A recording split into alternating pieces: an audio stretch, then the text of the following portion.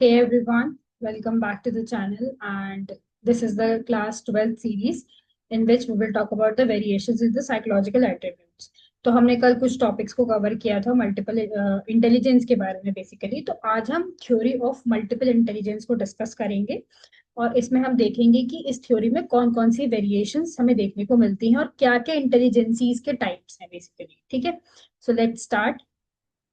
So basically theory of multiple intelligence है क्या? देखो, जो हॉवर्ड गार्डनर ने ना 1983 में ये थ्योरी दी थी बेसिकली। उन्होंने कहा कि इंटेलिजेंस सिर्फ एक सिंगल आईक्यू नंबर से मेजर नहीं किया जा सकता। बेसिकली हर इंसान के पास डिफरेंट टाइप्स ऑफ इंटेलिजेंसीज होती हैं जो अलग अलग कामों में यूज होती हैं। मतलब कोई मैथ्स में स्मार्ट हो सकता है, कोई म्यूजिक में, या कोई नेचर में स्मार्ट हो सकता है ना। देखो, मैंने आपको कल भी समझाया था कि जो इंटेलिजेंसी है उसके बहुत सारे टाइप्स हैं, है ना। I think 105 150 types of the intelligence, right. तो इस केस में हमें ये समझना होगा कि जो आपकी इंटेलिजेंस है उसका एक कोई टाइप नहीं होता। तो ये थ्योरी सपोर्ट करती है मल्टीपल इंटेलिजेंसीज को, क्योंकि हर इंसान की फॉर्मेशन डिफरेंट है और हर इंसान के सोचने का तरीका भी डिफरेंट है। So now we will talk about the types of intelligence. देखिए, पहली आती है आपकी लिंग्विस्टिक इंटेलिजेंस। देखो, इसका मतलब क्या होता है? वर्ड्स का स्मार्ट यूज करना, बोलना, लिखना, पढ़ना, और बेसिकली इन सब में अगर आप स्किलफुल हो, that means you are linguistic. अगर आप मुझसे पूछें कि इसमें स्किल्स की क्या मतलब इसमें कौन सा स्किल यूज हो सकता है, स्टोरी राइटिंग, डिबेट करना, स्पीच देना is a part of linguistic intelligence. Example के तौर पे आप ऑथर्स का नाम ले सकते हैं, पोइट्स का नाम ले सकते हैं, इवन स्पीकर्स का भी नाम ले सकते हैं, because they have a linguistic intelligency. Second is your logical mathematical intelligence, जहां पे लॉजिक और नंबर्स का यूज करके आप प्रॉब्लम्स को सॉल्व करते हैं, चाहे वो रीजनिंग है, पजल्स है, या फिर मैथ्स में कोई भी एबिलिटी को स्ट्रॉन्ग करना। एग्जाम्पल के तौर पे जो साइंटिस्ट हैं, इंजीनियर्स हैं और जो मैथमेटिशियंस हैं, they will use the logical mathematical intelligence, right. पहली बात। तीसरी, अच्छा, ये तो चलो दो टाइप्स हो गए। तीसरा टाइप क्या है इसमें देखते हैं, that is the spatial intelligence, meaning दिमाग में इमेजेस या डिजाइन इमेजिन करना और उसको समझना। अच्छा, इसका बेस्ट एग्जांपल क्या? अच्छा, इसमें स्किल्स कौन कौन सी? बेसिकली मैप को रीड करना, डिजाइन्स बनाना और ड्राइंग्स। आपको पता है there are so many companies who will only hire you for reading of the maps.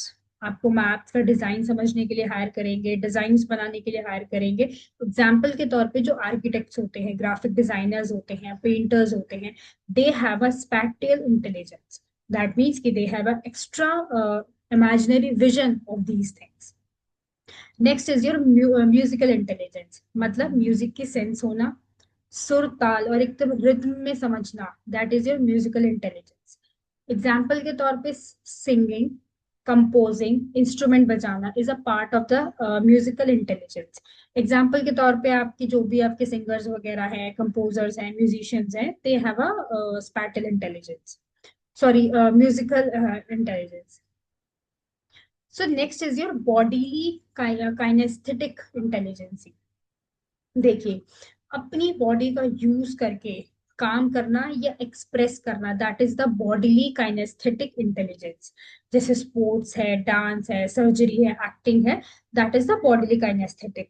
मतलब आप अगर एथलीट हैं तो भी आप इसका एग्जाम्पल में फिट बैठते हैं, अगर आप डांसर हैं तो आप इसका एग्जाम्पल, अगर आप इवन सर्जन हैं तो भी आप इसका एग्जाम्पल है, बिकॉज आप अपनी बॉडी का यूज करके काम करना या एक्सप्रेस कर रहे हैं, मतलब आपकी बॉडी का उसमें कहीं ना कहीं कॉन्ट्रीब्यूशन है, राइट।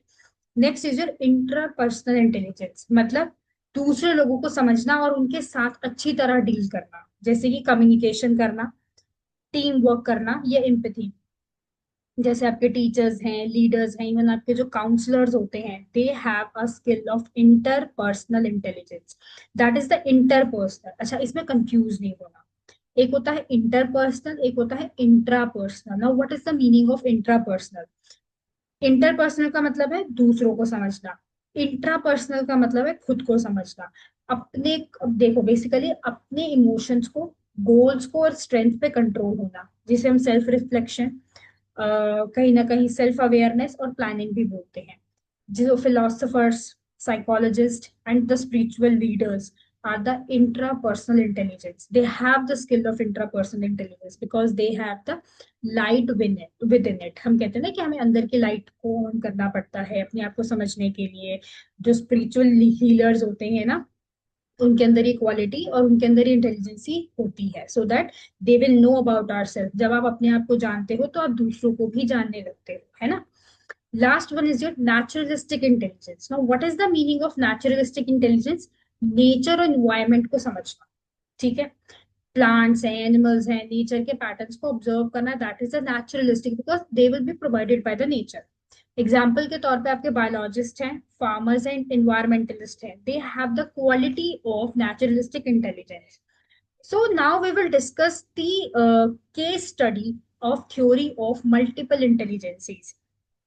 एक तो हमने इसके सारे पैटर्न्स को डिस्कस किया, ठीक है. फिर हमने इसकी बहुत सारी मतलब इसकी वेरिएशंस को डिस्कस किया.